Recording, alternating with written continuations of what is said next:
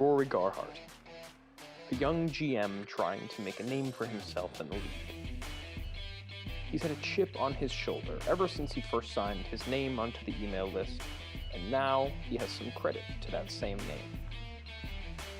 A native of Connecticut, a lifelong fan of the game, and a legacy still waiting to be written. I caught up with the new GM and asked him some questions about his team and his future in the front office. Stay tuned for this exclusive interview only here on FSPN. Mr. Garhart, welcome. Pleasure to meet you. Mr. Wojgalati, it's always a pleasure. Thank you for having me today. Of course, I'm glad you could make it. How was the drive? I know the snow was pretty tough on the way here. Nothing that we're not used to up here, Of course. Up and don't take me for Jeremy granted land. Right, of course. So, Mr. Garhart, you're new to the league. Mm-hmm. You're the kid. A lot of people say that you're very unproven, but it seems as though you've been proving yourself pretty well this year. What do you have to say about your success? Thank you. Yeah, of course. Well, it's always nice to hear it from people, who are so highly respected in the league as yourself. I really do take all regard for how this team has been going. I think I follow a motto here with my squad, which is, we like to play with a chip on our shoulder. We like to play with something to prove, a fire lit under our ass, as they say. I think all the guys on my team really emphasize those core values, and they play their hearts out every night. They always play out there like it's their last game or their last contract, and I think if you go into anything with that mindset, you're always willing to succeed. So it's what those guys, I have all the, I can attribute all the success in the world to those guys, And on the topic of those guys, you have a fairly healthy mix of rookies, and you have the veteran presence, Mike Conley, who's been having a wonderful bounce back season, sort of carrying your team. Yeah, of course. Yeah, I've said my best to him. I know he's been on the show a couple times, so good guy, very good guy. But has that class act?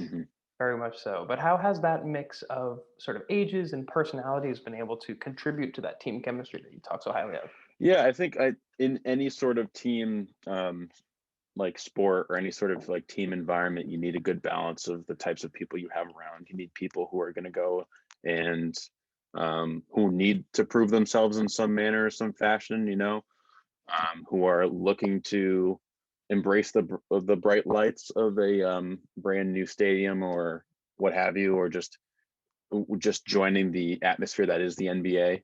And people who have been there before, who have gone through it and understand what the league is like and are able to just consistently provide their talents and know what their role is night in and night out. So I think once you strike a good balance between, having guys who can lead and who can mentor and who can show these newcomers the road, it makes it a lot easier for the team dynamic to succeed. And I think that's what you have on display right here with this team. Like, it's just so many differing personalities. Like you said, Mike Conley is always a guy who's been kind of on the back burner.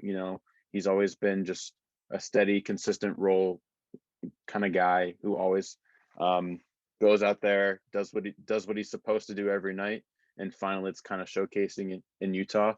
Or you have guys like Jeremy Grant, who are just now starting to take on larger roles in the league and have shown that they shouldn't be taken for granted. So I think when you have just so many people and you putting all those personalities and talents together, it really makes the squad better as a whole.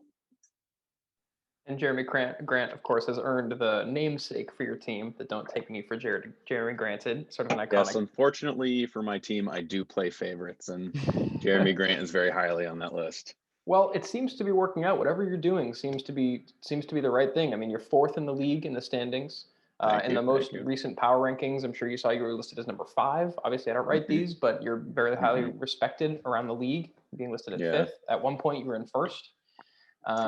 Yeah, I mean, it's been, I think so early on, it's easy to kind of just get so wrapped up in, the highs and lows and all of the just like competing numbers that is this league as a whole. But I think what's truly been what I can truly attribute to my success here is the fact that just like I've stayed consistent. I haven't given up on these guys no matter what.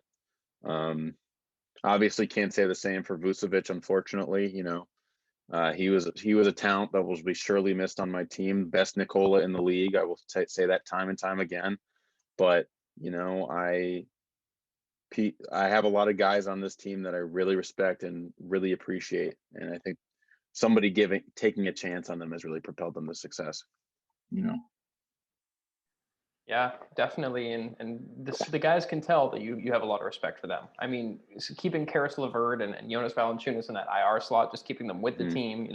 How have they been able to contribute in the locker room? And I know they come to all the games, they come to all the practices. Is that something that you stress, Mhm. or is that really something that they've taken upon themselves?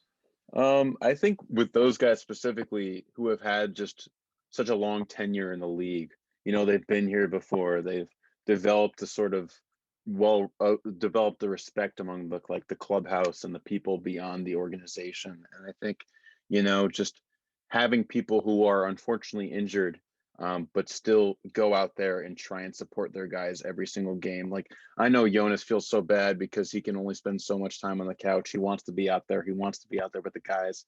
He wants to be sitting on the bench with them, but he's being a real trooper, paying attention to protocols and really doing what's best for his teammates to succeed in the long run, not just in the short run. But I think when you have guys who um, have just gone through as much as the two of them have gone through, and time and time again have shown their support and shown their loyalty to the franchise, it really boosts overall team morale. And I think these guys are playing with them in mind.